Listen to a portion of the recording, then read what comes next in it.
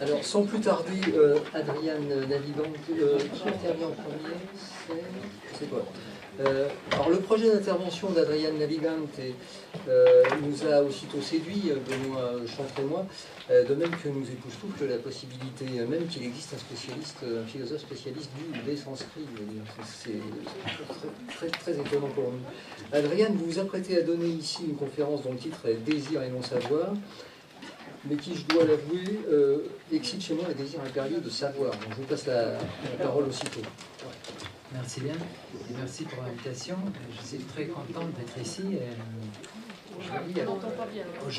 Aujourd'hui, il y a... Vous m'écoutez bien? Pas assez. Alors, bon, je vais commencer tout de suite parce que il est 3 heures, donc on n'a pas tellement de temps. Désir et non savoir, c'est le titre.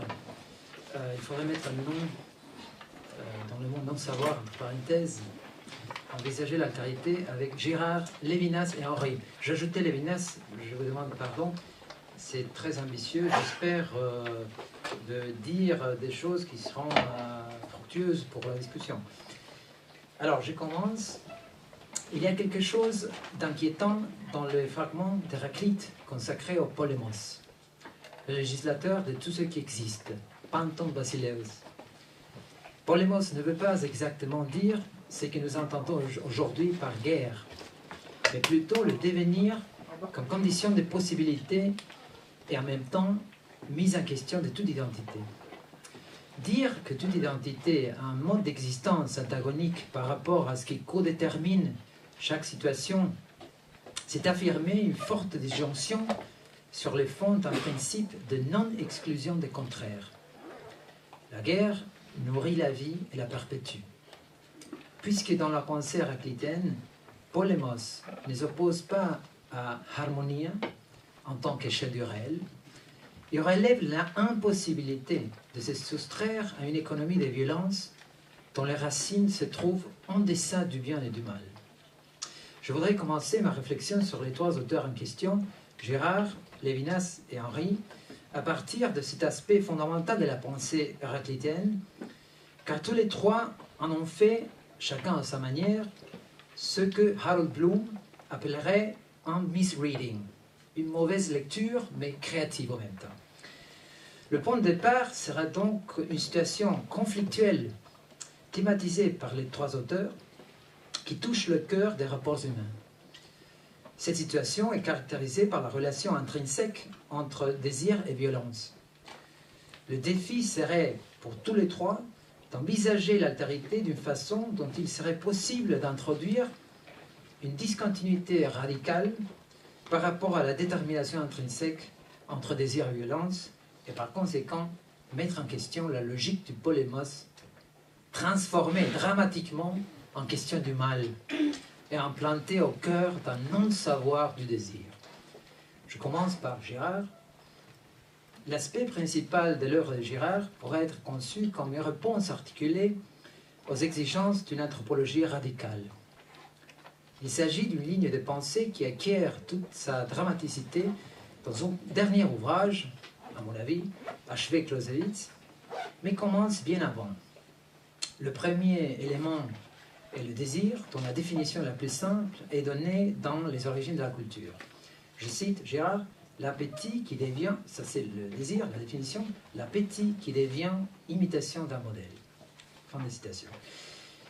Il faut noter que le désir apparaît déjà au début médiatisé par l'autre.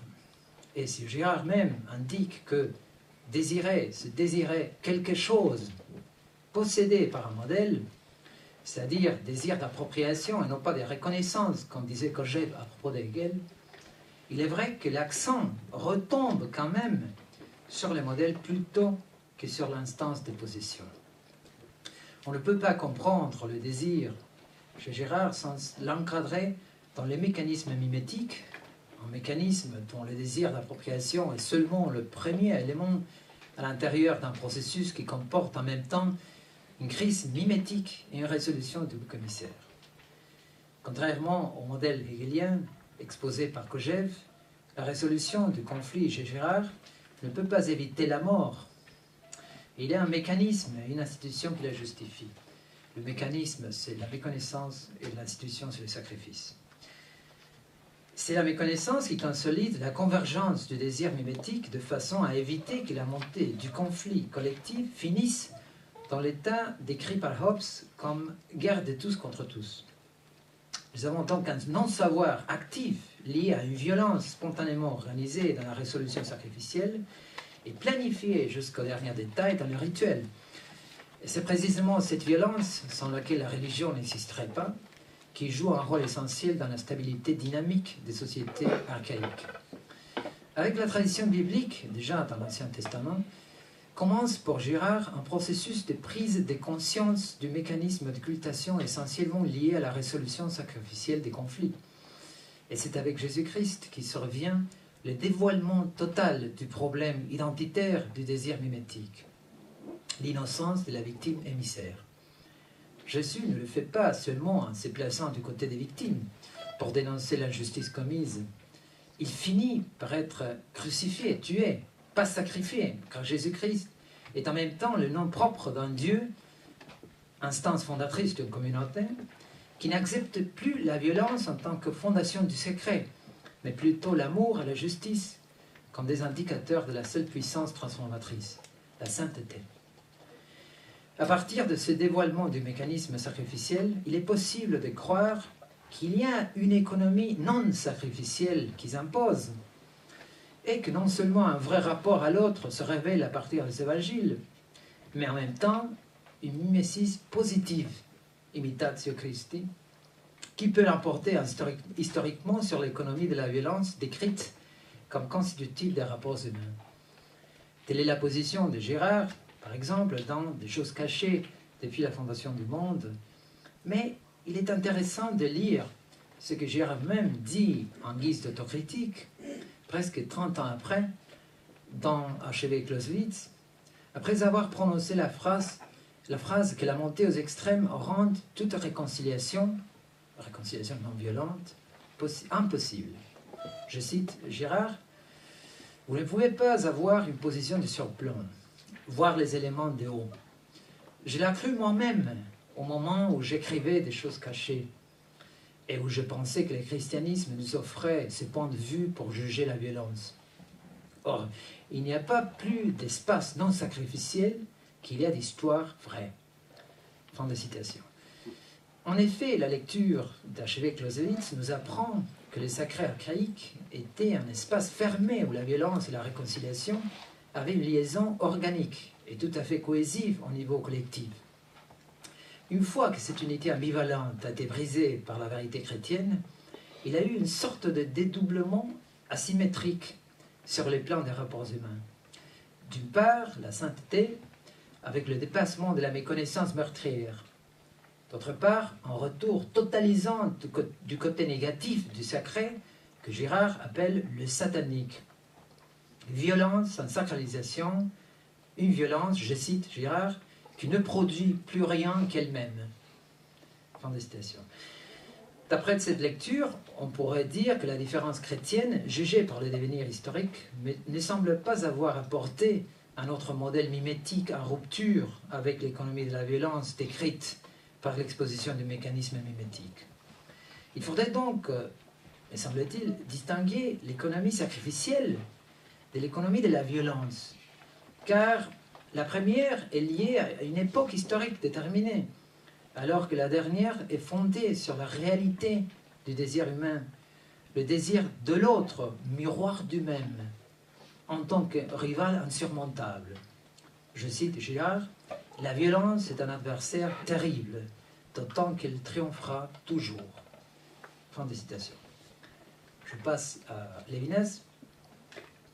Il semble y avoir un point d'inflexion et d'articulation dans la préface de Lévinas à totalité infinie avec la thématisation de l'état des guerres, auquel aussi Girard fait référence. Point d'inflexion parce que la guerre est présentée comme rupture avec la mascarade de la vie quotidienne, dans laquelle les êtres sont ancrés dans leur petite identité. Mais découvrir la guerre comme la patence même du réel, comme dit Lévinas, ou une expérience pure de l'être pur, conduit chez lui, chez Lévinas, vers une direction tout à fait contraire à celle des auteurs de l'esthétique de la dissolution et la métaphysique du militarisme, Marinetti, Hans Junger, etc. La guerre est conçue comme une totalité en tant que champ d'immanence dans lequel se déploient les déterminations de l'être, même dans sa médiation institutionnelle, car il y a la guerre en état pur, et il y a la politique, comme l'art de prévoir et gagner la guerre. Il s'agit donc d'un ordre objectif, écrit Lévinas, je cite, auquel on ne peut se soustraire. Fin de citation. Mais il y a précisément dans cette impasse un point d'articulation paradoxal. La totalité de l'histoire, en tant qu'ordre objectif de la guerre, ouvre la porte à une eschatologie démystifiée. Car s'il est vrai que l'inévitabilité de la violence comme dénominateur commun des rapports humains n'offre aucun accès à l'autre en tant qu'autre, elle détruit quand même l'identité du même. Pour cette raison, la vision eschatologique introduite par Lévinas doit renoncer à tout recours métaphysique qui puisse réintroduire une logique identitaire, soit à travers un système théologique, soit à travers une positivité transcendante. Puisque la voie objective est dominée par l'ontologie de la guerre, où l'accès à l'autre est bloqué par l'analogie homogénéisante des porteurs de force, comme écrit Lévinas, porteurs de force toujours destructrices, qui ne distinguent aucune valeur différentielle, Lévinas choisit la voie subjective et porte sa réflexion jusqu'à un mode d'être qui va au-delà de toute modalité de subjectivation appartenant à la philosophie occidentale. Il appelle ce mode d'être infinition et ajoute qu'il s'agit d'une mise à moins de l'idée d'infini.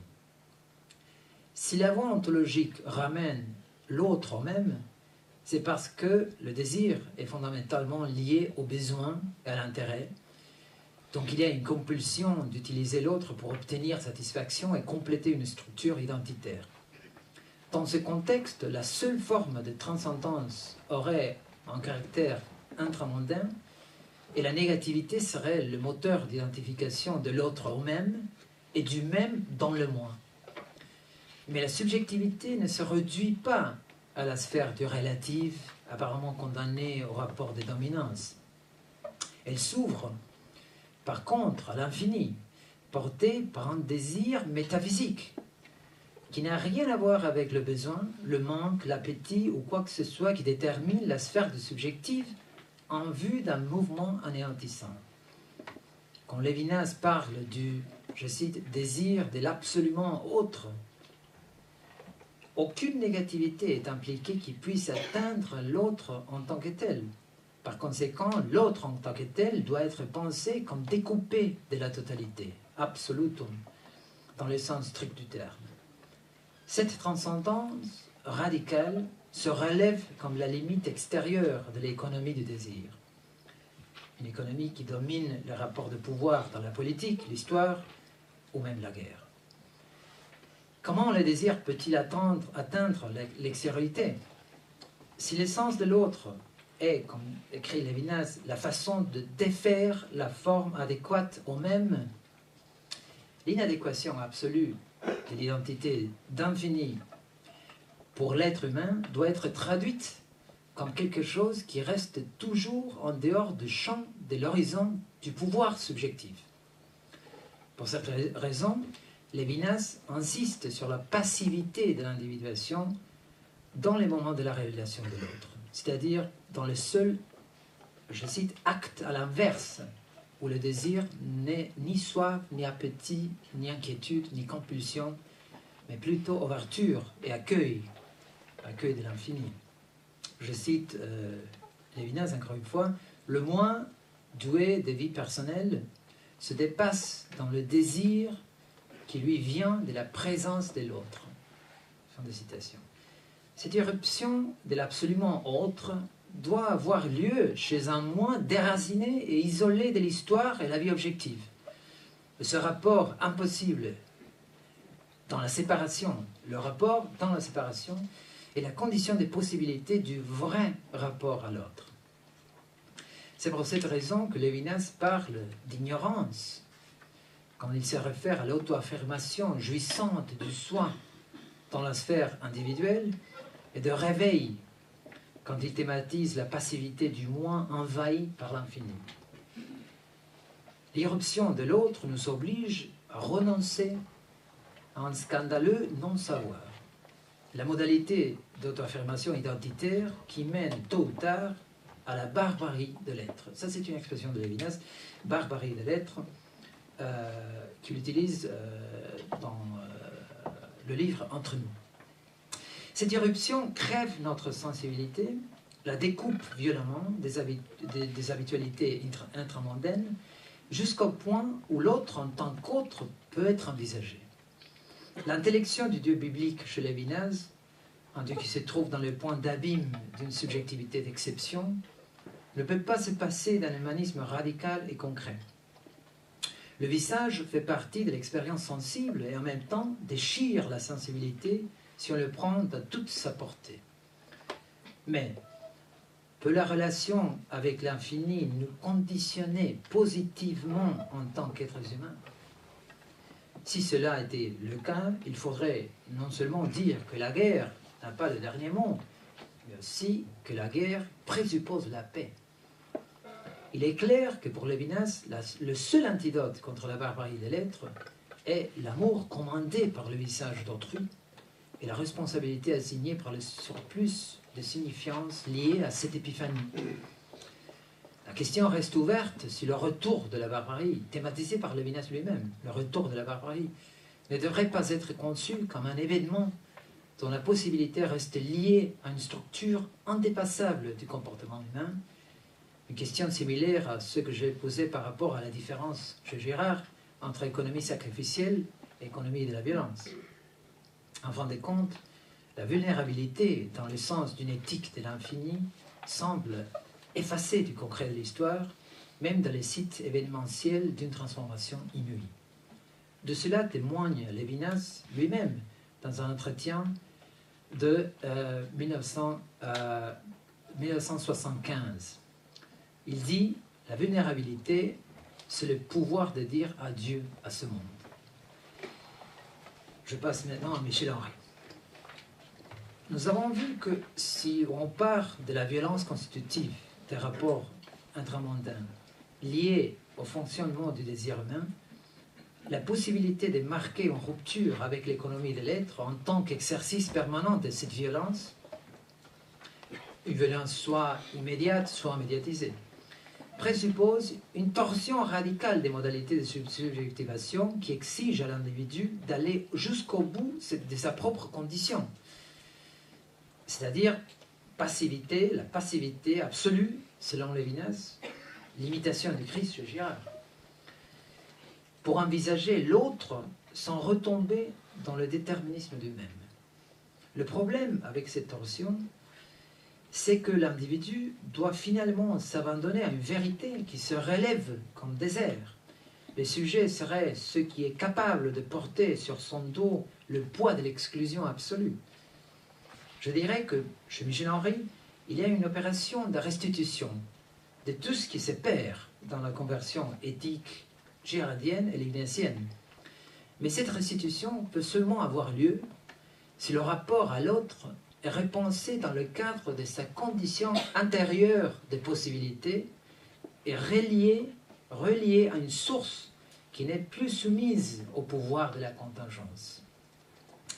En effet, si nous prenons comme point de départ le désir en tant que non-savoir, nous trouvons que ce que Michel Henry appelle l'illusion transcendantale de l'ego. Il y a dans cette illusion un oubli de la condition des vivants, c'est-à-dire du fait que l'ego n'est pas donné à lui-même comme un moi, mais en première instance comme un soi. Pour Michel Henry, le « je peux » de l'ego ne provient pas d'une source individuée du pouvoir, mais d'une source plutôt individuante. La vie absolue, génératrice d'une multiplicité, dont chaque terme n'est pas une abstraction numérique, mais tout au contraire, une formation individuelle singulière que Henri appelle ipséité. Le pouvoir de la vie qui met l'ego à l'accusatif ne nous appartient pas, de sorte que l'ego, je cite Henri maintenant, l'ego en souci de soi, qui ne pense qu'à soi et n'agit qu'en vue de soi, vit dans l'occultation complète de son soi véritable. Fin des citations. À différence de Girard, Henri ne pense pas que la violence collective soit génératrice de transcendance, parce que le type de violence liée aux manifestations de la barbarie témoigne d'une méconnaissance, on peut dire peut-être un refoulement, de la source du pouvoir investi par les individus dans chaque acte d'agression ou appropriation. En tout cas, depuis la perspective henrienne, la transcendance diffère radicalement de l'expérience du monde. Et en ce sens, il s'approche de Lévinas. Mais à la différence de ce dernier, Henri pense que cette transcendance a un pouvoir générateur matériel et indéniable qui interprénètre tous les phénomènes. Et la nature de ce pouvoir montre que même, comme il écrit, une vie poussée en action peut se relier consciemment à son pathos originel. Si pour Lévinas, le problème du rapport à l'autre consiste dans la discontinuité d'une irruption verticale, dans l'infinition du désir de la sphère du besoin à celle d'une passivité absolue, pour Henri, il n'y a au fond aucune discontinuité. C'est-à-dire que si l'expérience d'autrui échoue dans l'apparaître du monde, c'est parce que le hors de soi qui caractérise l'être au monde empêche la vraie communication de ipséité dans la région immanente de l'autorévélation de la vie. C'est pour cette raison que Henri parle de la nécessité d'une rétro-référence de l'expérience d'autrui à un fondement phénoménologique radical. À partir de ces présupposés, il ne peut pas nous surprendre que le modèle henrien des communautés soit extrait de la doctrine du corps mystique du Christ. En fait, la structure interne du procès de la vie absolue en tant que relation entre cet absolu et le premier vivant se répète entre l'absolu et l'homme, car chaque homme est pour Henri, avant l'ordre de soi, dans le monde, une chair, et le premier rapport sur le plan de la chair est toujours consubstantiel. Il s'agit donc de restaurer la condition originelle d'un être dont la nature individuée, disons humaine, est sans aucun doute liée à la finitude et le manque, mais dont les possibilités les plus profondes, les possibilités de la chair, sont depuis toujours reliées à un savoir de la vie. Il écrit un savoir de la vie qui fait de chaque individu une instance irréductiblement singulière et du désir l'éclatement d'une plénitude d'être. On pourrait penser que cette affirmation de la vie donne lieu à une intégration de la source restituée dans chaque individu. Mais achever le corps du Christ n'est pas une tâche qui puisse être réalisée si facilement.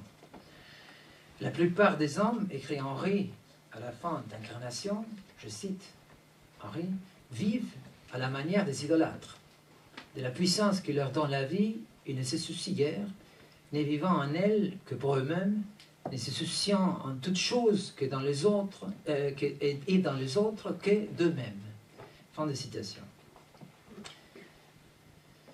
Que les trois auteurs analysés ici se soient tous embarqués dans un misreading, dans cette lecture d'Héraclite, je reviens maintenant à Héraclite, du problème posé par Héraclite, ne veut pas dire qu'il s'agisse en premier lieu de récupérer la vérité du polémos caché dans son œuvre, mais plutôt de débloquer quelques convictions.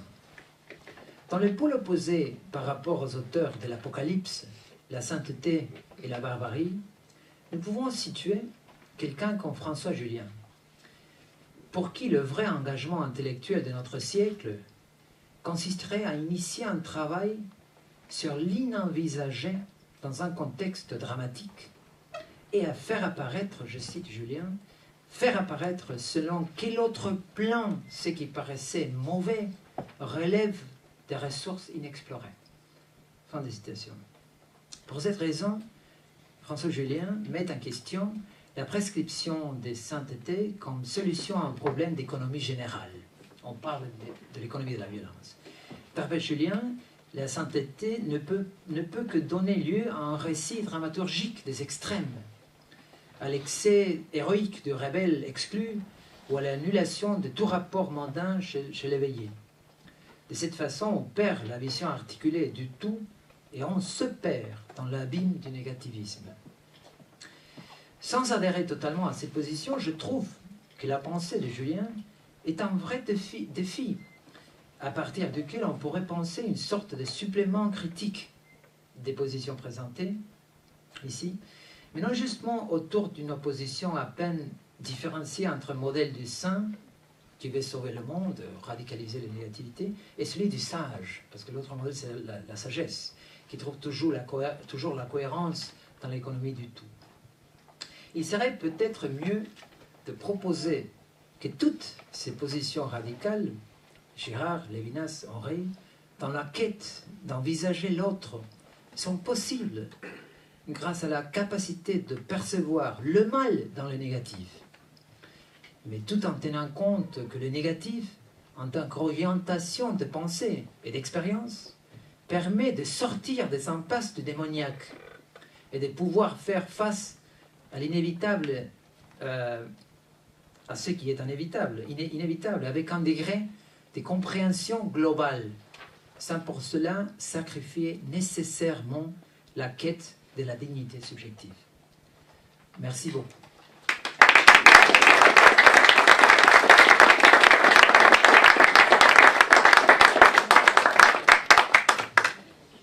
Merci beaucoup, Adriane, pour cet exposé remarquable, pour cette grande qualité et grande beauté d'expression et de dévoilement. Les trois auteurs chez qui la question de l'autre et celle de la possibilité même de l'autre est au moins une question, et de l'avoir fait à partir d'une acception originale du polémos que vous avez, si j'entends bien, tendance à traduire finalement comme l'avenir, en toute façon, l'avenir, ce qui est à venir. Je passe la parole, en m'excusant d'aller un peu vite, parce que vous avez compris que la contrainte de temps a augmenté depuis tout à l'heure, à l'intervention de Grégory Jean. Oui, on va faire. Alors, que j'ai rencontré pour la première fois en 2010 dans un congrès fondateur, si j'ose dire, à l'Université de Louvain, à l'occasion de l'ouverture du fonds d'archives de Michel Henry. Et que j'ai retrouvé, Grégory, ensuite quelques fois à Louvain, et puis dans les écrits que je trouve remarquables qu'il a consacrés à Michel Henry, dans la revue notamment Michel Henry. Et je voulais aussi saluer évidemment publiquement le travail considérable qu'il a fait de rassemblement, d'organisation, d'annotation des archives Henry. Donc, je te passe la parole, Grégory, pour une intervention dont le titre est « Le désir d'autrui entre érotisme et violence ». Alors, merci beaucoup Thierry. Toujours un peu compliqué pour l'orateur au fur et à mesure que la journée avance, parce qu'il est obligé de redire un certain nombre de choses qui ont été dites. Simplement pour introduire mon propos de manière très générale, après je vais essayer de rentrer dans la matérialité des textes, mais je voudrais dire que ce qui me semble justifier a priori le rapprochement entre les deux auteurs qui nous occupent aujourd'hui, c'est à mes yeux donc leur appartenance à un même espace théorique, auquel je crois appartient aussi en effet Emmanuel Lévinas, qui se structure autour d'une thèse assez simple, qui est que, à leurs yeux, il n'est pas de communauté humaine qui n'ait un fondement religieux. Et cette thèse selon laquelle il n'y ait pas de communauté humaine qui n'ait de fondement religieux n'est pas, en tout cas pas d'abord le fait d'une fidélité à un dogme quelconque, mais c'est l'expression d'un constat relatif à l'échec théorique de ce qui a constitué l'un des paradigmes fondamentaux au XXe siècle des théories de l'intersubjectivité, notamment dans tout un pan de la sociologie. Et le propre de ce paradigme est précisément en raison de sa dépendance à l'égard de l'économie, d'avoir pensé les relations humaines en empruntant au phénomène de l'échange deux de ses traits fondamentaux, l'autonomie des individus, de telle sorte que ce que font les hommes ne s'explique jamais qu'à partir d'eux-mêmes, et en effet la réciprocité de principes de leur interaction. Alors il est frappant que ce soit justement, c'est ce que rappelait ce matin M. Chante, il est frappant que ce soit comme le règne de la réciprocité que Henri, dans Paroles du Christ, décrive ce qu'il nomme le système de l'humain, de manière à lui opposer comme son fondement, je cite, la non-réciprocité, qui est le trait décisif de la relation intérieure et cachée de Dieu à l'homme. Et tout aussi frappant, c'est d'une manière similaire que la violence et le sacré s'ouvrent, vous le savez, sur une description de la violence réciproque, avant de lui opposer le sacrifice de la victime émissaire, en tant qu'elle seule peut conjurer la réciprocité interminable de la violence, une expression de Girard, en reconduisant les sociétés humaines à cette unanimité fondatrice constitutive de leur religiosité. Alors bien entendu, et je commence donc à entrer dans le cœur de mon propos, ce rapprochement suscite immédiatement une série d'objections. En fait, vous allez voir, c'est comme ça que je vais procéder, je vais faire des rapprochements, je vais poser des objections, je vais essayer d'y répondre. Première donc objection, on peut la formuler très simplement. Chez Girard, l'unilatéralité ne s'oppose pas à la réciprocité comme la paix s'oppose à la guerre, mais comme une violence légitime parce qu'unilatérale ou unanime s'oppose à une violence illégitime parce que réciproque. Au contraire, de manière en apparence classique, le dispositif henrien semble participer tout entier du déni de cet état de choses, déni consistant donc à substituer à ce différentiel de la violence l'opposition d'une paix religieuse à une guerre économique. Alors c'est vrai que de nombreux textes de Henri vont en ce sens, mais il n'en reste pas moins que Henri qualifie lui-même sans cesse la vie, qui est le nom phénoménologique de Dieu, de violente. Non pas seulement violente à l'encontre de la réciprocité humaine, mais intrinsèquement, positivement violente. Désignant phénoménologiquement la manière dont chaque individu s'éprouve lui-même passivement et absolument avant d'entrer en rapport avec les autres, son trait distinctif, écrit-il dans Incarnation, je cite, est la violence. Violence telle qu'il n'est contre elle nulle protection.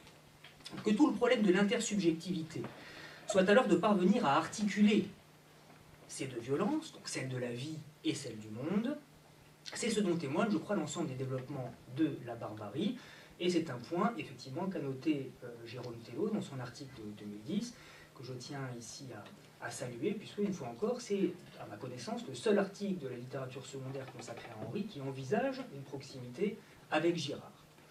De fait, donc, si chez Henri comme chez Girard, la non-réciprocité et la réciprocité s'opposent, ce sont bien comme deux modalités de la violence entre lesquelles les êtres humains se trouvent sans cesse pris et dans la différence desquelles se loge l'ensemble des phénomènes de la culture. Alors, la thèse que je voudrais soutenir ici, c'est que cette proximité, disons, dans les conclusions anthropologiques, anthropologico-théologiques auxquelles aboutissent l'un et l'autre penseur, est une conséquence d'une proximité initiale, et à mon avis extrêmement profonde, je vais essayer de vous en convaincre, relativement à la manière dont ils conçoivent ce qui se trouve finalement chez l'un et l'autre au fondement de cette double violence, à savoir le désir. Alors je commence à cet égard par ce que nous connaissons le mieux. Le propre de la théorie girardienne du désir mimétique, telle que la développe en profondeur Mensonge romantique et Vérité romanesque, est de faire fond sur une époquée de l'objet. À la thèse d'un objet capable de susciter de lui-même un désir, à la thèse inverse, thèse donc romantique, selon laquelle nous ne jugeons une chose désirable que pour autant que nous la désirons, Girard substitue la figure romanesque d'un désir triangulaire, tel que nous ne désirons jamais rien qu'à titre d'objet transfiguré par le désir de l'autre. Cet autre que nous découvrons ainsi comme l'organe de notre désir, mais aussi à titre de rival, dans la prétention à la jouissance de l'objet, comme l'obstacle à notre satisfaction. Alors je crois que, effectivement, c'est là la thèse de Girard, clairement énoncée. Je ne crois pas que là réside, pour répondre à une des questions qui a été posée, son originalité propre. Car cette thèse suscite immédiatement une première question. Si un objet n'est désirable qu'en tant qu'objet du désir de l'autre, qu'est-ce qui rend cet autre désir lui-même suffisamment désirable pour que je souhaite l'imiter et en vienne dès lors à désirer ce qu'il désire? Et c'est ici que la force de Girard me semble résider dans sa cohérence. Si un objet n'est désirable qu'en tant que désiré par l'autre, alors le désir de l'autre ne peut lui-même être désiré qu'à la condition qu'il apparaisse lui-même comme l'objet d'un autre désir. Seulement, objet de désir, l'autre peut lui-même l'être de deux manières. En tant qu'objet, justement, comme dans la rivalité amoureuse. Celui qui désire un autre me le fait par là même désirer avec et contre lui. Mais bien sûr, cette solution ne fait finalement que repousser le problème d'un cran. Il restera toujours à comprendre pourquoi le désir du rival m'apparaît lui-même comme désirable, et donc, à moins d'entrer dans une régression à l'infini, ce qui doit être expliqué n'est plus cette transfiguration de l'autre en objet désiré, par un autre désir, mais celle de l'autre comme sujet désirant. Transfiguration de l'autre comme objet, comme sujet désirant. D'où une seconde question, qu'est-ce qui transfigure et élève ainsi au rang d'objet du désir de l'autre, non en tant qu'objet désiré, mais en tant que sujet désirant? La réponse de Girard est ici, je crois, claire et extrêmement profonde. Ce qui le permet, c'est une certaine idée. L'idée selon laquelle l'autre éprouverait lui-même son désir comme comblé. Ici, la distinction lacanienne entre jalousie et envie me semble particulièrement éclairante. Alors que la jalousie, écrit Lacan dans le séminaire 11, est toujours un rapport à l'objet via le désir de l'autre, l'envie s'adresse au contraire, je cite, à la prétendue satisfaction de l'autre, à cette image qui est un leurre du désir comblé de l'autre, image d'une complétude qui se referme et devant laquelle pâlit le sujet. Or, tel est bien, dans Mensonge romantique et vérité romanesque, le fondement même du caractère mimétique du désir. D'une part, écrit Girard, ce n'est pas ce que l'autre possède que nous désirons d'abord, mais l'être de ce médiateur, désir atroce d'être l'autre, dit Girard, qui fonde tout désir objectal, dans ce qu'il nomme alors le désir métaphysique. Et d'autre part, ce qui fonde ce désir métaphysique n'est pas la manière dont l'autre m'apparaît comme possédant ce que je n'ai pas, mais comme étant ce que je ne suis pas, à savoir un désir s'éprouvant lui-même dans sa saturation ou sa plénitude. Comme le résume clairement un passage de La violence et le sacré, je cite, « L'homme désire intensément, mais il ne sait pas exactement quoi, car c'est l'être qu'il désire, un être dont il se sent privé, et dont quelqu'un d'autre lui paraît pourvu. » Ce qui assure donc le rôle de médiateur entre mon désir et le désir de l'autre. Médiateur qui donc me désigne ce désir comme étant intrinsèquement désirable, et donc devant être imité, c'est bien l'idée du désir de l'autre comme désir supposé comblé. Idée qui n'est rien d'autre, pour Girard, que l'envers de l'impuissance que je ressens à combler mon propre désir. Qu'une telle idée soit un leurre, tel est alors le fondement de ce qu'il nomme la médiation double ou réciproque, qui est un jeu de dupes, où chacun suppose réaliser en l'autre ce qu'il sait irréalisable en lui-même, et qui institue donc la réciprocité de l'envie, de la haine, et finalement de la violence. Alors l'ensemble de cette séquence suscite, à mon sens, d'un point de vue phénoménologique, deux questions. Première question, alors que ne pose pas explicitement Girard, mais dont on pourrait montrer, je crois, qu'il y est au fond extrêmement sensible. Première question donc d'apparence simple, mais qui me semble avoir constitué une sorte de croix théorique pour les théories phénoménologiques de l'expérience d'autrui. Si un objet n'est désirable qu'en tant que désiré par autrui, comment m'est-il possible d'accéder au désir d'autrui lui-même comme condition de tout désir d'objet? En d'autres termes, dans quelle expérience phénoménologique puis-je faire l'expérience directe du désir de l'autre, au sens subjectif du génitif, de l'autre désirant, alors même qu'il ne semble ne pouvoir se manifester que dans les signes que l'autre m'en envoie à l'occasion de son commerce avec les objets. Et puis, deuxième question, qu'appelle la théorie girardienne du désir, à quelles conditions cette expérience directe d'autrui peut néanmoins être décrite comme médiatisée, de telle sorte que dans un processus de transfiguration où s'engouffre une charge irrémissible d'illusion, elle me le présente comme désirable parce que comblé ou saturé. Alors, il me semble que c'est la volonté de fournir une réponse à ces deux questions qui caractérise la théorie henrienne de l'intersubjectivité dans le déplacement qu'elle fait subir à ses coordonnées phénoménologiques traditionnelles. Alors, bien entendu, la conception henrienne du désir, si nous la projetons dans un espace girardien, nous confronte en apparence à une difficulté massive, liée à sa décision qu'on dira volontiers romantique, au sens de Girard, mais on pourrait aussi l'appeler vitaliste, cette décision, de ne se saisir du désir qu'au prisme de sa dissociation radicale d'avec toute théorie du manque. Dès l'essence de la manifestation, la thèse d'une individualité déterminée par une autodonation à soi sans distance se trouve clairement opposée à une position de type sartrien qui aura tant compté pour Girard, selon laquelle la subjectivité serait justement marquée dans sa négativité ontologique par l'impossible désir de coïncider avec soi. Et plus explicitement encore, les relectures de Schopenhauer et de Nietzsche, proposées par Généalogie de la psychanalyse, aboutissent à ce que Henri nomme lui-même une métaphysique de la plénitude, qu'il oppose frontalement à cette même théorie négative du désir. Je vous cite juste un petit passage de Généalogie de la psychanalyse. Avec cette métaphysique de la plénitude, c'est un nouveau concept du désir qui se lève devant nous, écrit Henri. Comment, si la vie est l'auto-affection, et comme telle la profusion de soi en soi-même, quelque chose comme le manque et le besoin est-il encore possible? Pure adhésion à soi, l'être n'est que le désir de soi, il n'est que pure adhésion à soi. Alors cette objection, elle me paraît importante, mais je voudrais essayer d'en retarder l'examen pour qu'elle ne bloque pas, a priori, notre progression. Je le disais à l'instant, la théorie mimétique suppose, d'un point de vue phénoménologique, la possibilité d'une expérience directe du désir de l'autre au sens subjectif du génitif. Or, dès ces manuscrits de Genèse sur l'expérience d'autrui, c'est cette exigence d'une expérience directe que Henri oppose à l'ensemble des théories phénoménologiques de l'empathie. Voilà ce qu'il écrit dans un manuscrit. Ce qui compte n'est pas du tout l'expérience de ce qu'éprouve l'autre, mais l'expérience de l'autre éprouvant telle ou telle chose.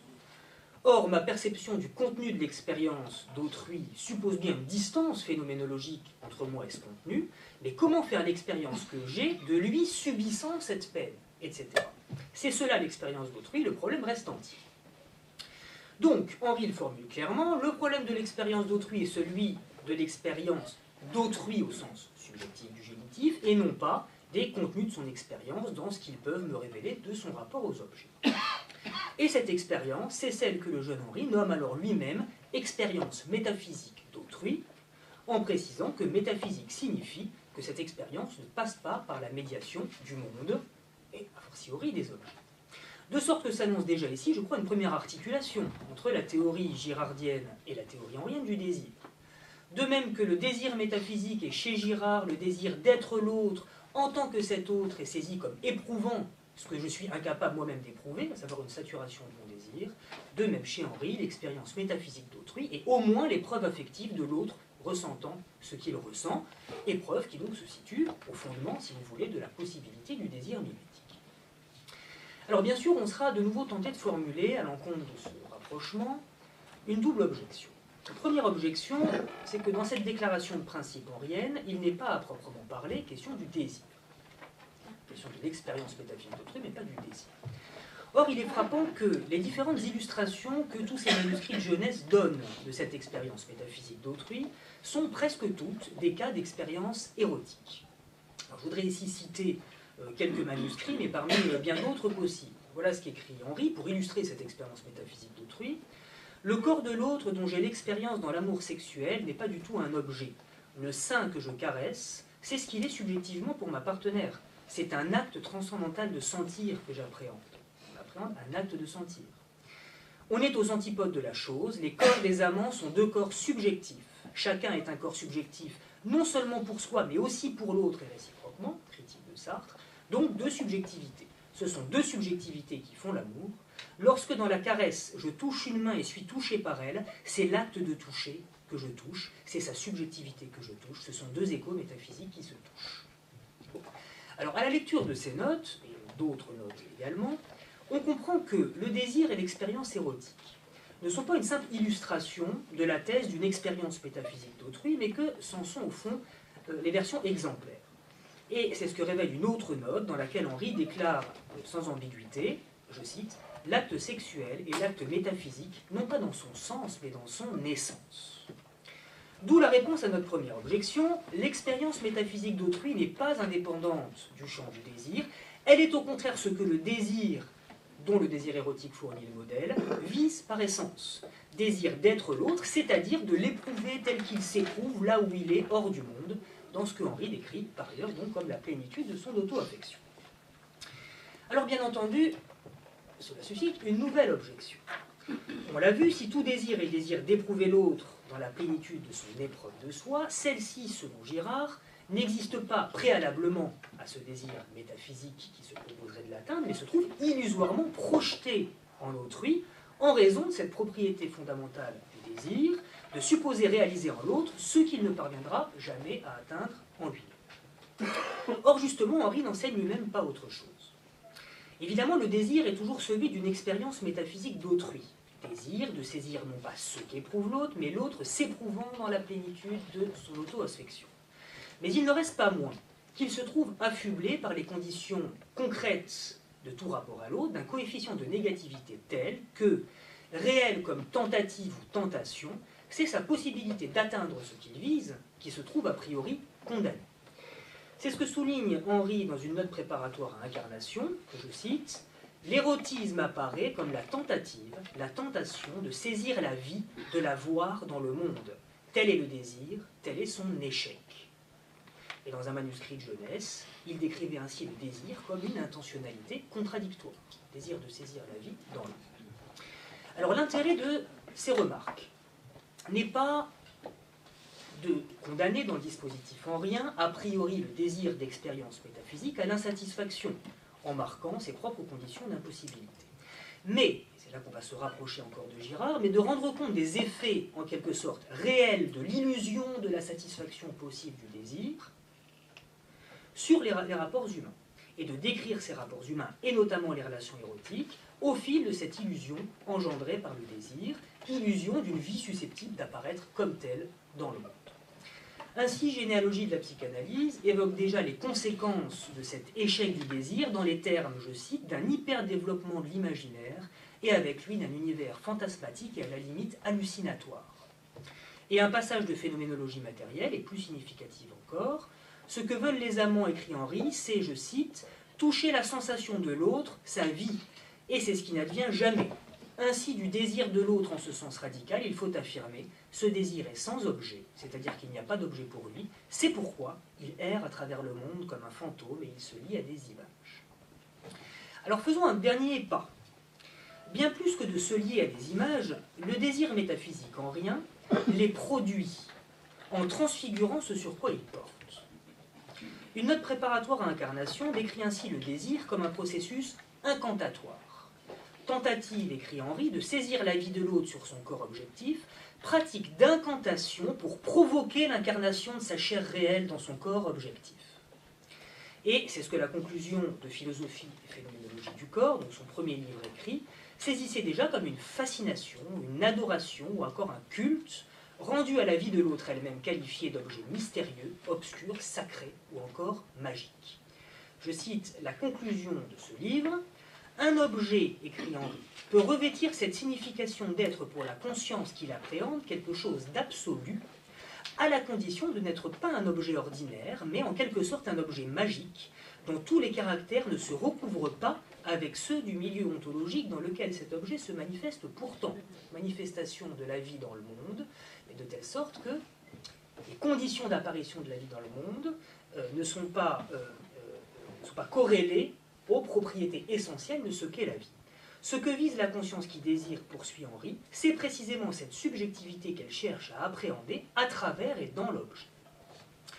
Que cette visée soit pourtant contradictoire et vouée à l'échec, que ce monde du désir soit, une fois encore, proprement hallucinatoire pour Henri, et l'on pourra dire du désir en rien ce que Girard dit du désir mimétique dans Mensonge romantique et Vérité romanesque, que tout y est faux, théâtrale et artificielle, excepté sa fin immense de sacré. Fin de l'extramondain, donc, d'autant plus déçue qu'elle se trouve cherchée dans le monde des rapports humains, et rapport humain d'autant plus hallucinatoire que c'est dans l'autre qu'est projetée la réalité même du sacré. Reste alors une dernière question. La théorie mimétique du désir, chez Girard, on le sait, fait de la violence réciproque la conséquence nécessaire de ce désir dans sa dimension illusoire, voire hallucinatoire. Dans quelle mesure le désir en rien, tel que j'ai essayé d'en marquer ici la proximité à mes yeux réellement étroite avec le désir mimétique, est-il lui-même le fondement de la violence? Alors c'est sur ce point qu'il s'agit de revenir à notre point de départ. Nous l'avons vu, la violence caractérise chez Henri la vie elle-même. Violence de la révélation à soi sans distance, contre laquelle, disait Henri, il n'y a nulle protection. Mais, si cet apparaître de la vie est violent, l'apparaître du monde, dans le monde, l'est tout autant. Et pour cette raison précise, qu'il prétend mettre à distance cette vie immanente qui ne peut pas l'être. L'apparaître du monde, note Henri au paragraphe 4 de l'incarnation, je cite, « détourne de soi avec une telle violence, jette au dehors avec tant de force, que tout ce à quoi il donne d'apparaître se trouve chassé en quelque sorte de sa demeure véritable, de sa patrie d'origine, privé de ses biens les plus propres, abandonné, sans appui, perdu. » Or, quelle serait la figure concrète de cette violence, si ce n'est le désir, comme tentative ou tentation, de faire apparaître la vie là où elle ne peut jamais apparaître, précisément dans le monde. Revenons au paragraphe 43 sur le désir érotique, dans l'incarnation. Henri décrit explicitement ce désir comme la tentative des individus d'entrer en contact, dit-il, je cite, sur un terrain où il n'y a plus rien de vivant, où aucune vie n'est possible. Et il ajoute, un tel fait va contre la nature de la vie, donc le désir va contre la nature de la vie, prescrivant à celle-ci de s'accomplir là où son existence même est tout simplement impossible, et revêt la forme de la violence parce qu'elle implique une négation active. Cette destruction, ajoute Henri, délibérée de la réalité, en l'occurrence celle de la vie, c'est le nihilisme. Fin de citation. Le désir est donc, en ce sens précis et rigoureux au sens où j'ai essayé de le définir, violence première et nihiliste. Alors bien sûr, on objectera ici que faire du désir érotique lui-même l'origine de la violence réciproque s'avère en définitive une manière un peu angélique de comprendre les violences humaines et le nihilisme, dont on ne peut quand même tout pas dire que la relation érotique, si elle en participe, en soit le paroxysme. Le désir érotique ou la relation érotique comme paroxysme de la violence. Il y a une certaine naïveté évidemment à le penser. Et c'est un point explicitement souligné par Girard. Vous vous rappelez que dans La violence et le sacré, Girard note que la sexualité fait partie du fondement en tant qu'elle a maille à partir avec la violence, et qu'elle lui fournit 1000 occasions de se déchaîner, mais qu'il n'en reste pas moins que la sexualité n'est pas un vrai fondement, parce qu'elle est révélée. C'est la sexualité qui fait partie de la violence sacrée, écrit Girard, et non pas le contraire. Mais c'est justement sur ce point qu'il s'agit de ne pas taxer la théorie henrienne du désir de trop de naïveté. Le désir érotique, on l'a vu, se définit formellement par la tentative ou la tentation d'exhiber la vie dans le monde. Tentative vouée à l'échec, mais dont les effets sont bien réels, tant parce qu'elle institue le monde humain comme monde hallucinatoire, que parce qu'elle suscite des pratiques elles-mêmes réelles, comme les pratiques érotiques. Mais précisément, les comportements que nous appelons proprement érotiques ne sont pas les seuls à répondre à cette définition formelle, la tentative de faire apparaître la vie dans le monde. À cet égard, je voudrais, pour conclure, me reporter à ce qui me semble, depuis longtemps, être l'une des plus belles pages de Henri, et que vous trouverez dans Du communisme au capitalisme. Voilà ce qu'il écrit. La situation limite dans laquelle le fascisme se découvre à nous dans sa vérité est la torture. La torture apparaît d'abord comme un moyen utilisé en vue d'une certaine fin. Le moyen employé est la souffrance. Seulement dans la torture, plus vite qu'en aucune autre affaire humaine, le moyen devient la fin. Dans la torture, ce n'est plus la possibilité de remonter une filière qui devient l'important, mais la torture elle-même. Lors même qu'elle ne sert que de moyen, c'est sans doute le caractère fascinant de celui-ci. C'est sa signification métaphysique de reconduire au lieu où l'individu est lui-même et ainsi de pouvoir le frapper au cœur qui l'ont fait choisir. Au cœur de l'individu, il y a la vie, la subjectivité pure où la vie touche à soi, où l'individu est submergé par son être propre. Cette façon de subir, c'est une façon de souffrir. La souffrance n'est que l'actualisation de ce souffrir qui constitue l'essence de la vie. Si la torture s'adresse à la souffrance, si son moyen est en réalité une fin, c'est parce qu'elle conduit la vie à son lieu propre, où l'épreuve qu'elle fait de soi revêt une forme paroxystique, une intensité en effet insupportable. Le fascisme, comme toute expérience humaine fondamentale, comme l'éros, reconduit la vie à l'essence de son vivre. Il se peut bien que dans la torture, à l'instant du cri ou du sanglot, bourreaux et victimes se donnent l'un à l'autre de soulever le voile qui recouvre le mystère le plus profond de l'être. Vous le voyez, tout comme le désir érotique, le désir pur de violence, de la violence pour la violence, la fascination notamment pour la cruauté, répond bien à cette même tentation d'exhiber la vie dans le monde. Non certes dans sa jouissance, comme dans le désir érotique, mais dans cette souffrance qui n'en est que l'envers, et qui, du reste pour Henri, en est aussi le fondement. Tout désir est métaphysiquement nihiliste et violent, mais débouche également, selon certaines de ses modalités, sur une violence et un nihilisme réel ou effectif, dont l'érotisme n'est finalement qu'une modalité particulière. Alors, de nouveau, d'où vient un tel désir? Et je conclus. Henri décrit le désir comme cette intentionnalité contradictoire consistant à chercher à saisir la vie dans le monde, la plénitude dans ce qui n'est qu'un régime de séparation et d'extériorité. Mais là où cette plénitude se trouve entièrement comprise par Girard comme l'effet illusoire du désir comme fin de sacré et de la projection sur l'autre de ce dont le désir manque en lui-même, Henri, on l'a vu, l'attribue à tout vivant en tant qu'il se trouve donné à lui-même dans la vie. L'illusion et le nihilisme qui en découle n'étant, pour Henri, que de la chercher en l'autre, cette auto-affection et cette plénitude. Mais précisément, pourquoi le vivant irait-il chercher illusoirement en l'autre ce dont il jouirait pleinement en lui-même? Si le désir est la tentation, la tentative de saisir la vie, de la voir dans le monde, lors même que cette intentionnalité, comme l'écrit également Henri, se heurte à un échec prescrit par l'ontologie, d'où vient-il, si ce n'est d'un manque de plénitude, qui, contrairement à ce qu'enseigne en ce sens le romantisme, en rien, n'habite pas moins la subjectivité en elle-même que celle de l'autre. Telle serait en tout cas l'ultime objection girardienne à Henri, à laquelle, je crois cette fois, il est difficile de répondre. La vocation de la vie dans le monde, la tentative, la tentation vouée à l'échec de l'y sentir, jouissante et souffrante, et pour cela d'agir sur elle, comme dans la caresse ou dans la torture, pour en intensifier les modalités, ne peut se comprendre que par l'impossibilité constitutive de mon désir de vie d'être comblé, d'être élevé à cette plénitude dont la jouissance et la souffrance de l'autre me donnent le spectacle hallucinatoire. À un point tel que je pense, je crois, j'ai l'illusion d'éprouver en moi ce que je n'éprouve pourtant, et de manière elle-même hallucinée, qu'en lui. Je vous remercie.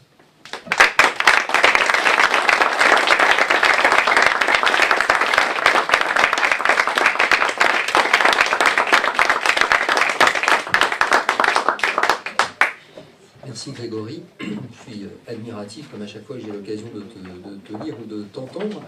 Et merci donc pour cette originale et rigoureuse reprise et réarticulation de pensée, dont la proximité est décidément inversement proportionnelle à leur éloignement circonstanciel. Je passe la parole à Jérôme Thelot avec 2 mots de préambule. J'avais été impressionné, Jérôme, par votre intervention Vie et violence, esquisse pour une généalogie du monde lors du colloque de Louvain dont on a déjà parlé. Déjà Vie et violence. Et j'avais eu le sentiment, alors tout à fait immodeste, d'une grande proximité, en tout cas d'une très grande attirance de ma part pour votre pensée, forme et contenu. Et j'avais lu ensuite votre thèse sur Baudelaire, Violence et poésie. Je voudrais surtout ici citer votre court essai Rimbaud, la poésie excédée, qui est ce que j'ai lu de plus original et de remarquable sur Rimbaud, et qui fut et reste un de mes livres de chevet. À vous donc, cher Jérôme Thelot, pour une conférence dont le titre est « Voix et sacrifice dans le cinématographe selon Robert Bresson ». Merci beaucoup Thierry, et merci pour votre invitation. Après les paroles qui ont été produites, la densité de l'exposé, la mobilisation conceptuelle impressionnante, évidemment, ce que je vais dire va être une manière de récréation. On va tout d'un coup parler d'autre chose. D'ailleurs, moi, je ne suis pas philosophe et ne prétends pas l'être. Et je me suis dit, ayant été invité comme ça par Thierry, que vraiment... le niveau intellectuel de cette séance allait choir à la faveur de ma communication, et que je ne pouvais, moi, que faire travailler un peu ensemble, disons, Michel Henry et René Girard, auprès d'œuvres que j'aime, alors en l'occurrence ce sera celle de Robert Bresson, pour les élucider un peu. Et si d'aventure, en effet, ils pouvaient collaborer ensemble à rendre un peu moins obscures de si grandes œuvres, ou plutôt si ensemble ils pouvaient aider ces œuvres à aller jusqu'au bout de leur conscience de soi, eh bien ce serait peut-être un signe qu'ils sont susceptibles de s'entendre. Bon, du coup, je vais vous dire rien du tout même sur René Girard et Michel Henry, mais je vais vous parler un peu du cinéma de Robert Bresson, à charge pour chacun d'entre vous, avec la bienveillance de tous, de trouver des analogies secrètes entre ce que je vais dire et le propos de la journée d'aujourd'hui. Alors, en effet, Robert Bresson n'est pas seulement l'auteur de cette œuvre que chacun connaît, de cette œuvre de cinématographe. Dans chacun des films de laquelle il y a une saturation de la violence, des crimes, des sacrifices, des viols, des exactions de toutes sortes. Non, il est aussi l'auteur d'un livre à proprement parler admirable, que chacun connaît aussi, Notes sur le cinématographe, qui est apparu chez Gallimard assez tard dans sa carrière, dans les années 70-72, lorsqu'il était déjà arrivé, disons, au fait de son art, lorsqu'il avait d'ailleurs réalisé la plupart de ses films. Ce livre n'est pas seulement un bréviaire des objurgations que le cinéaste se fait à lui-même, un relevé des apprentissages qu'il lui a été donné de faire lorsqu'il a tourné ses films. C'est aussi une tentative de définition du cinématographe en tant qu'opposé au cinéma. Et à la faveur de cette tentative de définition, vraiment un livre d'esthétique générale, à mon sens l'un des plus beaux livres d'esthétique générale du XXe siècle. Mais il a cette particularité que Bresson s'y exprime avec la culture qui est la sienne, qui est très grande, car il fut un grand lecteur, mais cette culture, elle est littéraire. Lui non plus n'est pas philosophe et ne prétendait pas l'être, et il avait pour référence fondamentale la littérature française, comme on l'enseignait du temps qu'il avait été lycéen et qu'il l'avait cultivée sa vie durant. Autrement dit, il était un lecteur de Montaigne, de Pascal, de Montesquieu, de gens comme ça, de Jean-Jacques Rousseau, il citait tout le temps Chateaubriand, etc., jusqu'à Paul Valéry. Et il m'apparaissait à moi, admirateur définitif de notes sur le cinématographe, que tout de même, cette sorte de conceptualité qui était la sienne, héritière de la littérature française, n'était pas tout à fait à la hauteur du projet qui anime ces films. Autrement dit, que ces films allaient plus avant que ce que ce livre pourtant formidable pouvait en dire. Et du coup, je me suis dit, eh bien, je suis de ceux qui doivent aider Bresson, le Bresson que nous avons en nous, si j'ose dire, à aller sur son propre chemin et ajouter à son vocabulaire par trop classique, eh bien, quelque chose d'une science philosophique qui lui permettrait de se comprendre un peu moins mal. Bon. Alors, du coup, je vous fais entendre une proposition fondamentale qu'il a ainsi consignée dans ses notes. Mon film, c'est sur la genèse de ces films. Mon film naît. C'est-à-dire que le petit fragment que je vous fais entendre est précédé d'un titre de 2 morts et de 3 naissances. Encore une fois, vous avez à vous demander par-devers vous en quoi tout ça ressemble à Michel Henry et à René Girard. Mais finalement, à la fin d'exposé, je vais quand même en dire quelque chose. De 2 morts et de 3 naissances. Mon film naît une première fois dans ma tête, meurt sur le papier, est ressuscité par les personnes vivantes et les objets réels que j'emploie, qui sont tués sur pellicule, mais qui, placés dans un certain ordre et projetés sur un écran, se raniment comme des fleurs dans l'eau. Alors c'est une synthèse vraiment ramassée, parfaitement ramassée, où on voit que les 3 naissances en lesquelles consiste le travail du cinéaste relèvent chacune de l'imprévu, de l'immédiateté, d'une épiphanie non présumée, comme des fleurs dans l'eau, dit-il. Cependant qu'au contraire, les 2 morts, qu'il faut aussi que ce travail traverse, relèvent quant à elles de la représentation. La première mort est celle sur le papier de la fixation écrite de l'intuition première, et la seconde est pareillement celle sur pellicule de la fixation filmique des personnes et des objets. Il s'ensuit que ce qu'il revient à l'écriture cinématographique de défaire, à proprement parler, de désécrire, ce sont ces 2 moments de représentation, qui lui sont intérieurs et même instaurateurs, mais comme des positivités, oui, je le répète, que doit défaire le travail du négatif, ici métaphorisé par ce nom de naissance. Alors voici 2 notions, représentation et naissance, qui structurent la pensée de ce livre, Notes sur le cinématographe, lors même que ce mot de naissance n'est pas employé ailleurs que dans le texte que je viens de citer, et lors même que le mot de représentation n'est utilisé pour sa part qu'une seule fois, mais l'adjectif représentatif et les verbes représenter sont présents dans des énoncés fondamentaux. Je cite, « film de cinématographe, émotionnel, non représentatif ». Ou bien encore, alors cette proposition-ci est cardinale, « cinématographe, art avec des images, de ne rien représenter ». C'est ici que le vocabulaire de Bresson peut marquer peut-être sa limite, peut-être pas, vous en jugerez, auprès de l'ambition métaphysique de son œuvre filmique.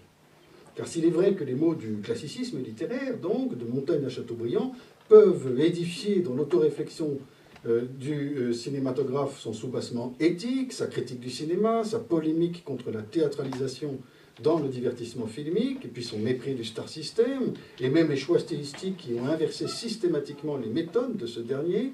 En revanche, il faut sans doute, pour réfléchir ce paradoxe alors radical auquel parvient Bresson, je répète, ce paradoxe d'un art avec des images de ne rien représenter, il faut sans doute une autre conceptualisation qui sache exhiber les présupposés à partir desquels cette ambition du cinématographe est soutenable. Ici, donc, une philosophie, je ferai appel à la philosophie de Henry, qui parle autrement que Bresson, peut peut-être prétendre fonder utilement cet art. La question est alors la suivante. À quelles conditions un art avec des images de ne rien représenter est-il possible? Par quel fond de postulation et par quel horizon de principe faut-il que la réalisation d'un tel art, des écritures de la représentation, si je comprends bien, soit soutenue?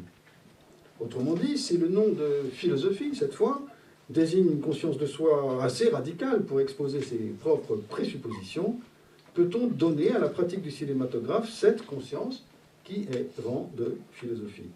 Alors je prendrai pour montrer que ces questions ne sont pas illégitimes, d'abord l'exemple d'un condamné à mort s'est échappé, le film de 1956, et puis tout à l'heure celui de Jeanne d'Arc, où un sacrifice tout à fait analogue à celui du Christ, comme il a été dit des millions de fois, est montré. Commençons par un condamné à mort s'est échappé. Vous savez bien, il s'agit d'une évasion préparée par la patience des mains du prisonnier, par l'artisanat, par conséquent, de Fontaine, c'est son nom, qui emploie ses mains à forer un passage de sa cellule à la liberté. Il s'agit donc d'un travail physique, bricolage, d'un orfèvre un petit peu maçon et un petit peu menuisier, très prudent, autant qu'averti, qui défait la clôture de sa cellule, qui troue le mur des impossibilités. Autrement dit, Fontaine, non pas seulement, mais partiellement au moins, et utilement dans le cadre d'un exposé sur cette œuvre, Fontaine est une allégorie du cinéaste selon Bresson. Son travail d'évasion est une figuration du travail du cinématographe. De même qu'il revient à celui-ci de sortir de la représentation, de désécrire la double mort de la fixation, de l'intuition par l'écriture, puis des personnes réelles par l'image, de même, Fontaine, sortant de sa prison, eh bien, dédie le déjà dit de sa condamnation, et il mérite, par le travail, encore une fois, de ses mains, qui défont son emprisonnement, il mérite son beau nom de Fontaine, qui l'oppose à la mort. Un condamné à mort s'est échappé, et l'arrivée de Bresson à sa propre manière, à sa vraie manière, en ce sens que le cinéaste s'y donne pour la première fois le récit allégorique de ce que son art réclame, qui veut sortir du cinéma par le cinématographe, et de ce que lui-même cherche. À preuve, le trait le plus singulier, sur lequel donc portera la suite de mes remarques, le trait le plus singulier, très fameux de l'art de Bresson, j'en arrive aussi à la question d'aujourd'hui, ce trait qu'on lui a tant reproché, mais qu'il a pour sa part reconnu comme le symptôme de son désir le plus essentiel, le trait de la diction blanche. La diction blanche, comme on l'a appelée du moins, qu'il a depuis ce film, depuis 1956 donc, toujours réclamé de ses modèles. La diction antithéâtrale, non pas désaccentuée. Et d'ailleurs, il va falloir faire une analyse phonologique un jour, ou acoustique tout simplement, de la diction que réclamait Bresson de ses modèles. Non pas désaccentuée, mais assurément antithéâtrale, désocialisée, contre-emphatique, contre-rhétorique, contre-expressionniste. Fontaine, en effet, Fontaine le personnage, par conséquent, dans les rares occasions où il se risque à parler, vous vous souvenez sans doute, quand il descend les escaliers de la prison, quand il prend son repas dans la cour, quand il échange quelques mots à travers les barreaux avec le prisonnier de la cellule voisine, Fontaine s'exprime, si j'ose dire, en pur bressonien, n'est-ce pas? C'est-à-dire de cette voix comme automatique, de cette voix, disons, cataleptique, qu'auront après lui tous les personnages de l'œuvre à venir. Sauf que, dans son cas inaugural, c'est le sens même de cette diction blanche, mais à vrai dire d'autant plus musicale que soustraite à toute intention d'effet, c'est le sens même de cette diction qui se donne dans sa matière sonore, car elle exprime en sa retenue, en sa douceur résolue, que Fontaine doit protéger sa voix de toute écoute indiscrète, doit éviter que ces mots soient entendus de ses surveillants, doit maintenir dans ces mots l'épaisseur de silence qui le rassure de n'être pas perçu par ses bourreaux.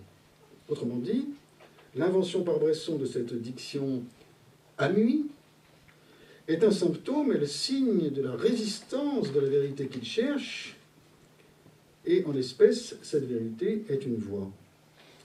Résistance de la voix, elle-même l'apparition à soi-même et aux autres de la subjectivité réelle, résistance de quelqu'un aux sommations qui le menacent, aux emprisonnements mortels auxquels le monde extérieur prétend le condamner. Blanche, ce mot dont on a qualifié cette voix est donc très inexact, et d'ailleurs Bresson, quant à lui, ne la considérait pas comme blanche et il l'appelait juste. Je cite Bresson cette fois dans le livre que Benoît Chantre a publié de certains des entretiens rassemblés par Mylène Bresson.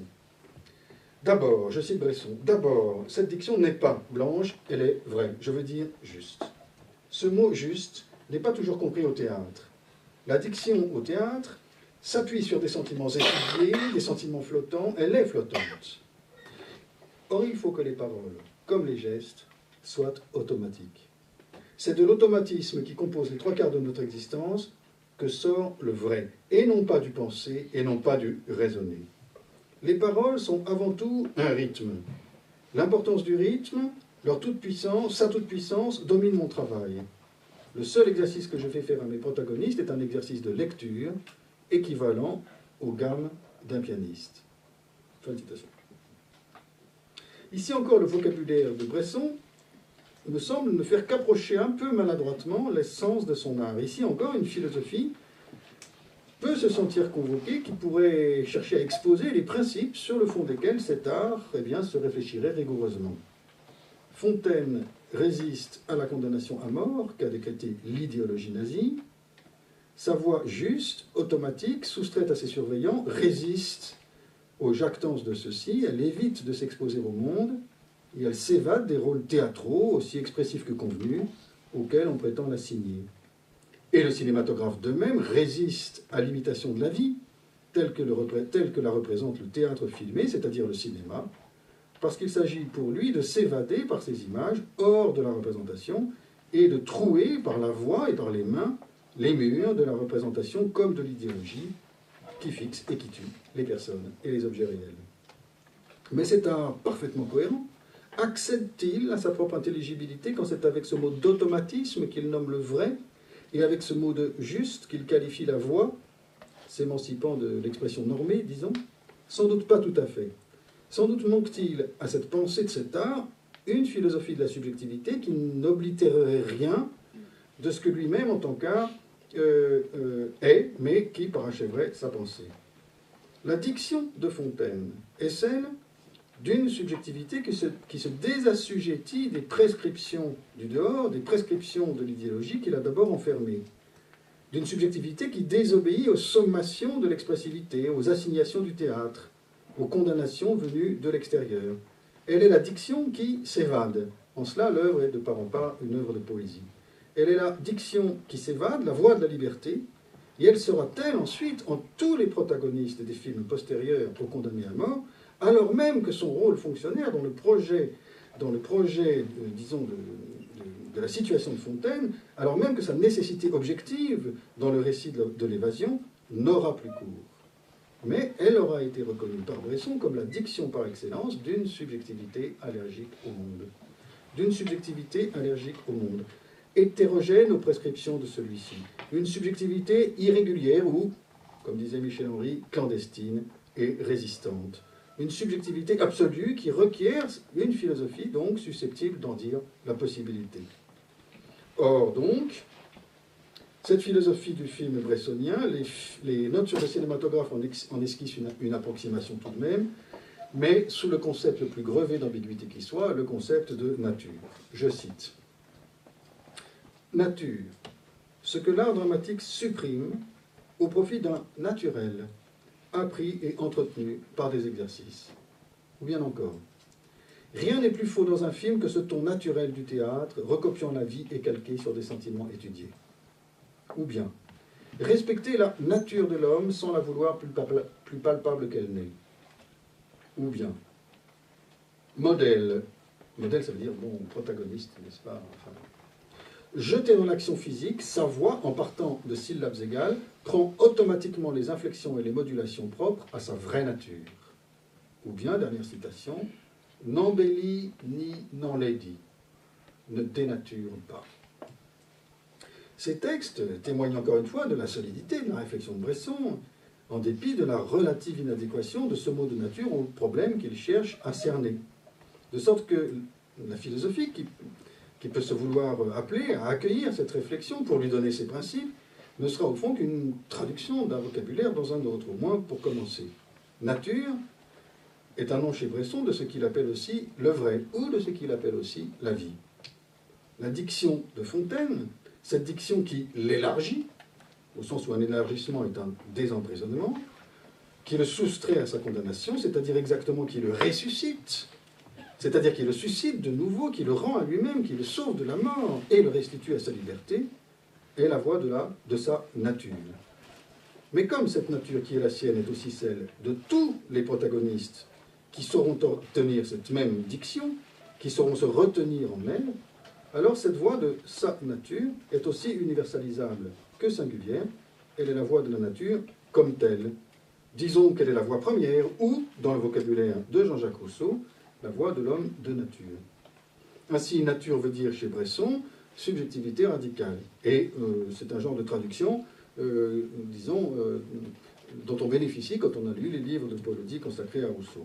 Subjectivité radicale, affectivité originaire, simplicité première de l'essence de l'homme, non dénaturée par la représentation, non viciée par le théâtre, non corrompue par l'homme du monde, tel qu'il s'expose, lui, dans le divertissement du cinéma.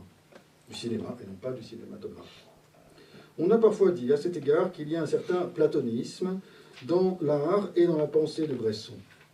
Et c'est vrai que son hostilité au cinéma relève partiellement de l'ontologie platonicienne, telle qu'il l'a reçue de Pascal d'ailleurs, puisque en incriminant le théâtre photographié, comme il disait, il dénonçait deux niveaux d'imitation, comme le faisait Platon avec la peinture. D'une part, l'imitation de la vie par la comédie, d'autre part, l'imitation de cette comédie par son filmage. Pourtant, ce n'est sûrement pas le platonisme qui pourra donner son fondement à la pensée de Bresson, tant celle-ci est d'emblée attachée à justement la nature, comme il dit, c'est-à-dire à la vie. Pour autant que ce dernier mot, la vie, désigne dans son vocabulaire l'automatisme. L'automatisme avec lequel les personnes se meuvent, se tiennent en elles-mêmes, s'essensifient selon leurs mouvements propres. La doctrine de Rousseau semblera déjà plus adéquate que celle de Platon, ne serait-ce que pour cette idée de nature, pour accueillir la valeur infinie qu'accorde l'art de Bresson à l'intériorité de la personne et au sentiment de son existence que celle-ci éprouve. Car la nature veut dire être. Quand au contraire, le naturel du comédien de cinéma n'est que la production socialement admise, requise, d'une subjectivité livrée, celle-ci, aux conventions du paraître. Je cite un bref fragment des notes. Être, c'est écrit en capital d'imprimerie, être modèle, au lieu de paraître acteur. Mais Bresson fait encore un pas de plus, qui exige pour le comprendre en ses principes une autre philosophie tout de même que le rousseauisme. En effet, sa pensée n'identifie pas seulement la vie de la nature par le mot être, comme on le voit dans ce texte, ni la mimique artificieuse de la vie par le mot paraître, car elle veut aussi que cette vie soit incarnée dans des modèles, autrement dit dans des personnes réelles, appelées à devenir les protagonistes du film, cependant qu'elle laisse la mimique, à contrario, à ceux qui font métier d'acteurs. Modèle et acteur nomment les deux individus contraires, ou, si l'on veut maintenant, les deux parts adverses de la subjectivité, dans l'affrontement desquels est menée la recherche de Bresson. Et si donc l'acteur est la représentation, est l'otage du paraître, identique à la dénaturation, si l'acteur est la voix de Fossé qui singe le sentiment que le monde lui fait jouer, si l'acteur est la subjectivité aliénée à son rôle social, est le cinéma de l'universelle apparence, ou comme dirait Pascal, que pour le coup Bresson aurait pu citer cette fois, si l'acteur est la grimace à laquelle assujettit l'extériorité du divertissement, inversement, le modèle, quant à lui, est la présence à soi de l'être individuel, identique à sa vie intérieure, est la nature dont la voix juste est l'expression adéquate à son essence, et la subjectivité automatique, autrement dit vivante, automatique autrement dit vivante, dont la vie s'incarne dans son auto-mouvement. Le modèle est l'intériorité révélée de l'individu réel.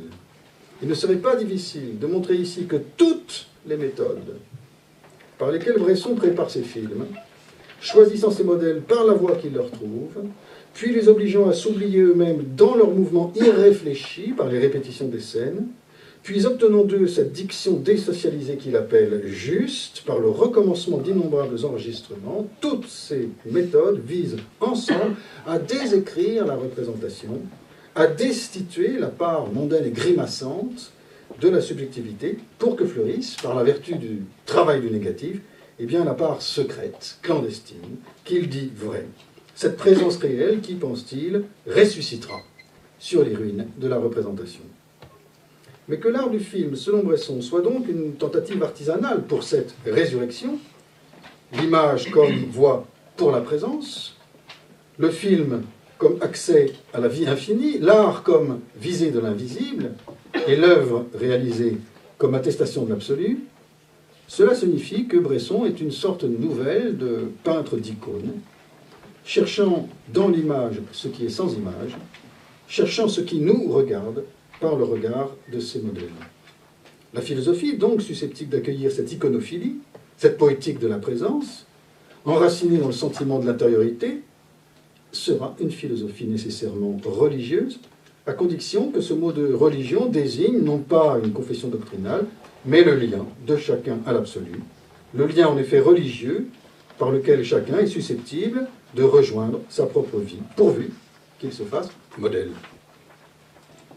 Or, il faut en outre que cette philosophie assume aussi la radicalité extrême, non pas seulement de critiquer la mondanité par l'intériorité, non pas seulement de subordonner l'intellectualité au sentiment, la verbalité à la voix, l'image à la présence, mais accepte aussi l'hypothèse improbable d'un non-savoir originaire dans l'affection duquel s'incarnent les modèles embarqués dans le film.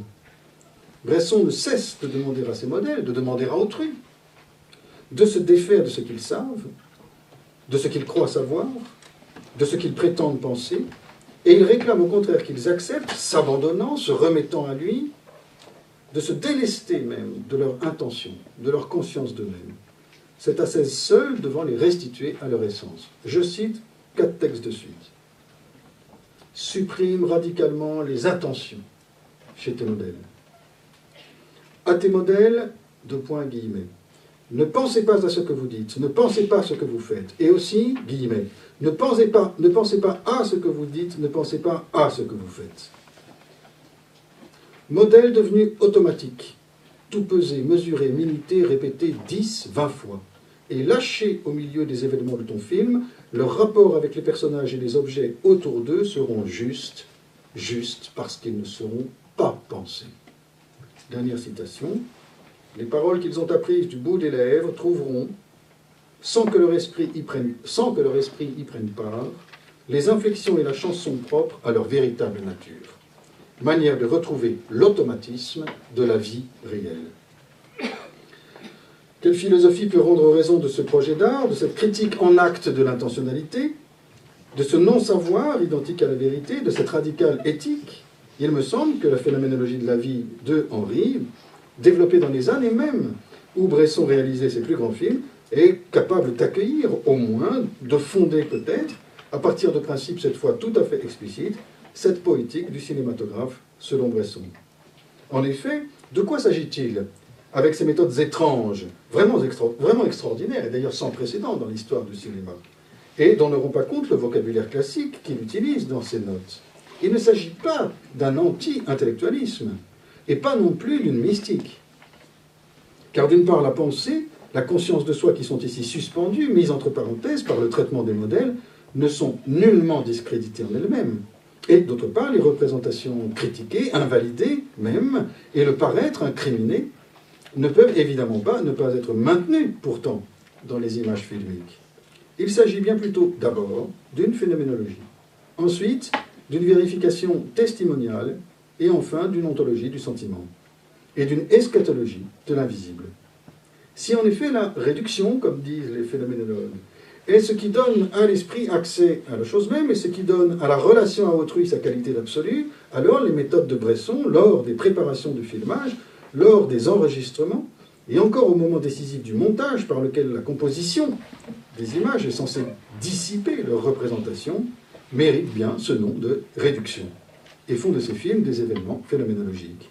puisque s'y trouvent mises entre parenthèses, comme on vient de l'entendre dans les citations, les intentions, les pensées des modèles et du cinéaste lui-même, autrement dit, les croyances, les idées de toutes sortes, au profit du surgissement de la vie réelle, en son automatisme, enfin libérée. De cette libération de la vie, il est émouvant de lire, dans toujours Note sur le cinématographe, une évocation on ne peut plus pudique et très émue. C'est un très beau texte que je vous fais entendre.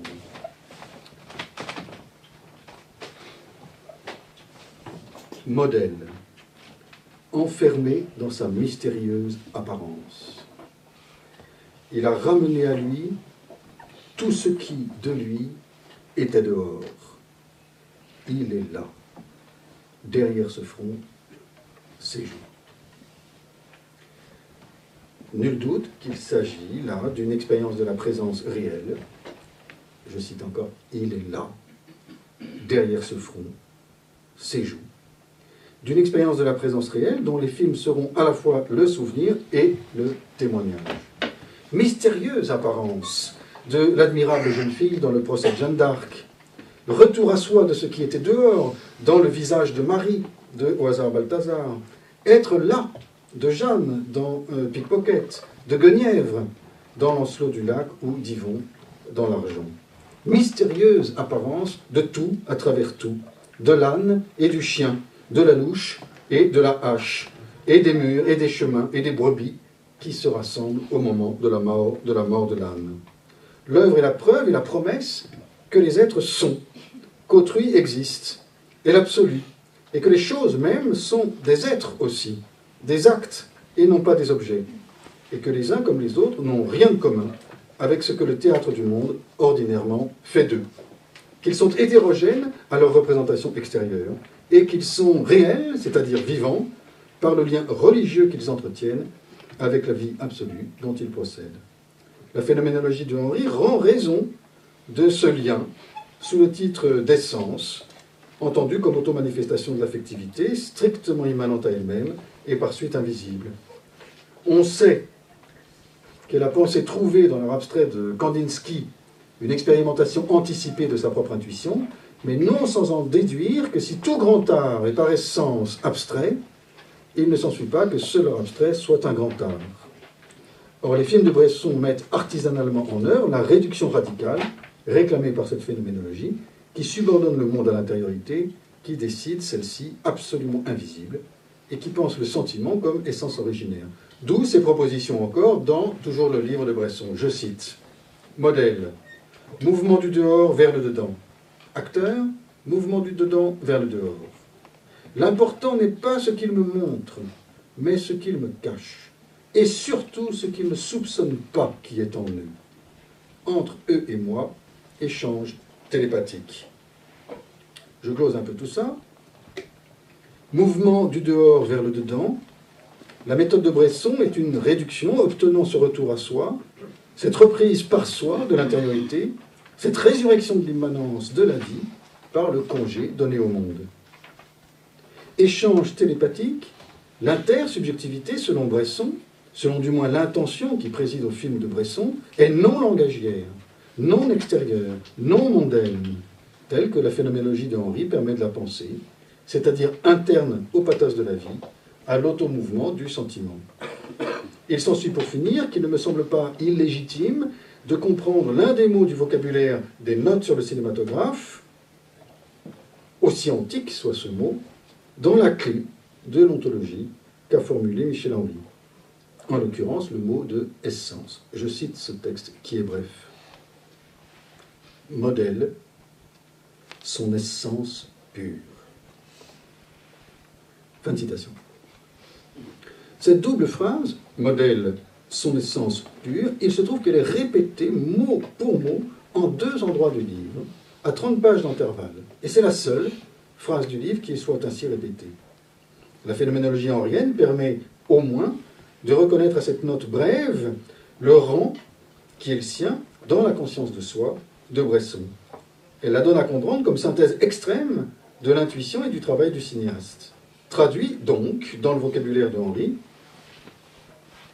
modèle veut dire autrui réel, réduit à lui-même, restitué à son essence, et essence veut dire vie du sentiment, automouvement de l'intériorité comme vérité. Et enfin, pure, son essence pure, veut dire pure de représentation, pure même d'intentionnalité, soustraite aux visibilités du monde et rendue à soi dans l'invisible. Bon, que gagne-t-on à prétendre reformuler les intuitions d'une très grande œuvre selon une problématique d'une philosophie qu'elle n'a pas connue? Je ne sais pas trop. Je poursuis tout de même, en regardant maintenant un peu le procès de Jeanne d'Arc, qui me permettra quand même au moins de prononcer le nom de René Girard. En effet, parmi les raisons pour lesquelles Bresson a rencontré la fameuse jeune fille et s'est attaché à elle, il y a d'abord celle-ci que Jeanne, comme on sait, entend des voix, obéit à ces voix qu'elle entend, qui lui sont les plus intimes à elle-même, quoique d'avant elle, et aussi intérieures qu'étrangères à sa volonté, qui les adopte et qui s'y sacrifie. De sorte que cette Jeanne est le modèle par excellence de l'art de Bresson. En ce sens, elle incarne la loi de cet art, qui est d'entendre des voix, de les identifier comme critères de vérité, et de révéler dans le monde visible les puissances secrètes dont elles sont l'expression. En Jeanne, le mystère de la voix originaire et instauratrice, à nul autre pareil, strictement individuelle et singulière, se signifie au cinéaste comme son problème par excellence et comme son devoir propre d'en restituer l'absolu. De même que les modèles de Bresson obéissaient à sa voix à lui pendant le tournage, ce dont Anne Wiazemski a fortement témoigné. Cependant que lui-même, de son côté, avait obéi d'abord à sa propre écoute de leur voix pour les choisir comme protagonistes. Et de même donc que son art, volonté exclusive de rencontrer autrui, de capter sa singularité, de témoigner de sa présence, consistait à désencombrer chaque voix personnelle de ses intonations théâtrales pour la laver de celle-ci et la rendre à elle-même, à son automatisme pur. De même, Jeanne est vivante de ce qu'elle obéit aux voix d'avant la sienne, dans lesquelles celle-ci puise son autorité. Elle est tout entière sa voix qui commande, et puis qui commande au grand de ce monde, qui commande au capitaine, aux soldats, qui commande au roi de France lui-même, n'est-ce pas? Elle est tout entière sa voix qui commande, et son essence et sa puissance manifestée dans cette voix qui ne fléchit pas devant ses juges, parce qu'elle procède d'un autre dire qui n'est pas du monde, de ces voix autres qu'elle attribue à Saint-Michel, à Sainte-Catherine, à Sainte-Marguerite, n'est-ce pas, qui la justifie et qui lui donne sa force. Jeanne d'Arc est vraiment l'incarnation du mystère des voix, mystère de l'altérité, auquel Robert Bresson a consacré son destin. Or, le vocabulaire et la problématique de Michel Henry clarifient tout de même la mise en œuvre artistique de ce mystère. Car si le sujet du film, comme Bresson l'a indiqué, est, je cite, « Jeanne promise au feu et sa lente agonie ». Si donc il s'y agit d'abord d'un sacrifice et de la logique implacable de celui-ci, je cite encore, « Comme Jésus crucifié, le qui perd gagne est obligatoire ». Alors comprenons, à la lumière de la phénoménologie, de la vie, l'origine de ce sacrifice, sa condition de possibilité et même sa nécessité fondatrice. Ce qui oppose Jeanne à Cochon, son accusateur, ce qui l'a fait se présenter face à ses juges, avec sa magnifique insolence, avec sa jeunesse et sa pureté et sa pudeur merveilleusement altières, c'est qu'elle parle autrement qu'eux. Comme inversement, ce qui les scandalise, eux, et ce qui les résout à la poursuivre, bientôt à la tuer, c'est qu'en effet, leur parole à eux ne souffre pas la sienne, ne supporte pas d'être contredite et déconsidérée par la sienne. Le conflit de la victime et des bourreaux, en la circonstance, est un conflit de voix. La violence sacrificielle est l'affrontement de deux paroles contraires. Ces deux paroles que Michel Henry a désignées, comme Benoît Chantre le rappelait ce matin, l'une, la parole de la vie, l'autre, la parole du monde. Ce conflit tragique, dont René Girard a montré qu'il doit aboutir au sacrifice, ce conflit qui oppose Jeanne à Cochon, à son tribunal résolu à la brûler, à la foule absolument univoque, désireuse qu'elle meure, Ce conflit est originairement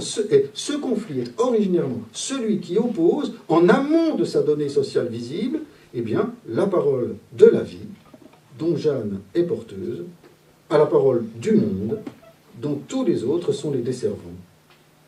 Jeanne, ressourçant sa voix aux autres voix de Saint Michel et de Sainte Catherine, venues du plus intime d'elle-même, comme d'un ciel intérieur, fait entendre au monde la vie infinie, à laquelle, parler autant que parlant, elle obéit, cependant que le monde, quant à lui, obéit à la représentation, qu'il entend reconduire en sacrifiant l'innocente.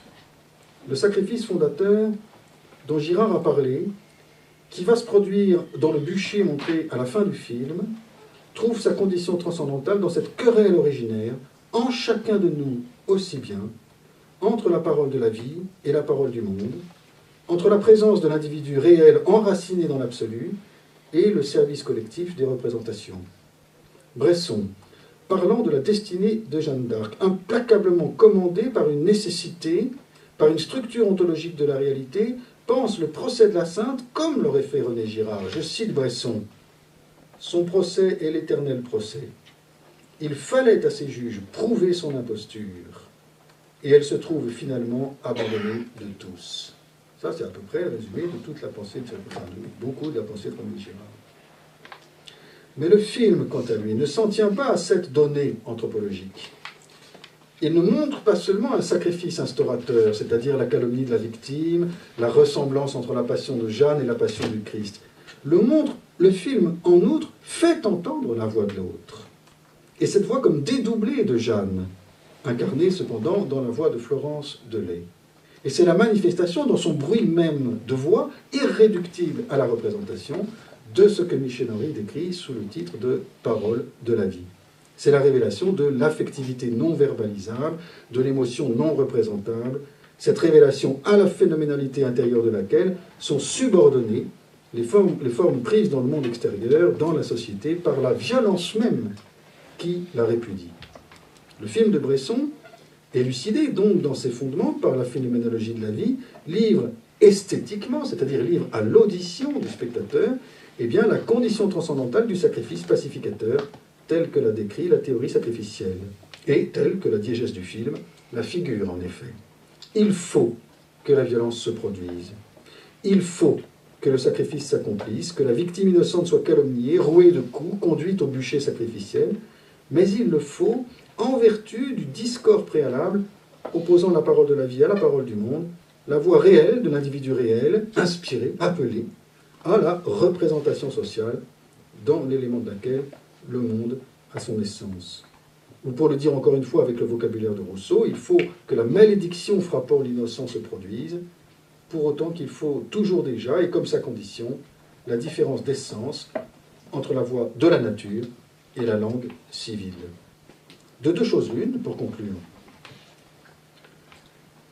Ou l'individu réel consent à résorber sa singularité absolue dans la mimique mondaine, et se range ainsi du côté des persécuteurs, collectivement unis dans leur représentation unanime, ou au contraire, de façon alors sublime et saintement, il n'abdique pas son obéissance à sa vocation, il ne répudie pas sa voix antérieure à lui-même et plus intérieure que lui-même, il n'aliène pas son origine et il refuse de désobéir à celle-ci, et alors il devient, fatalement, la victime calomniée. Comme dit synthétiquement Bresson, Jeanne sacrifie sa vie au sens de sa vie. Le fondement du sacrifice est le refus de l'altérité, le déni de l'absolu. Le fondement du sacrifice gît dans la différence d'essence entre la parole de la vie et la parole du monde, entre la présence et la représentation, entre la voix antérieure, divine, et le pacte social. Le sacrifice n'est originel que sous le jour d'une archéologie anthropologique, car il est encore précédé par une origine plus originaire, si j'ose dire, que la sienne, une origine autre et qui le fonde, et qui s'atteint par la voie généalogique du grand art, l'origine absolue de la voix de l'autre voix, à laquelle chacun est appelé à obéir. Je vous remercie.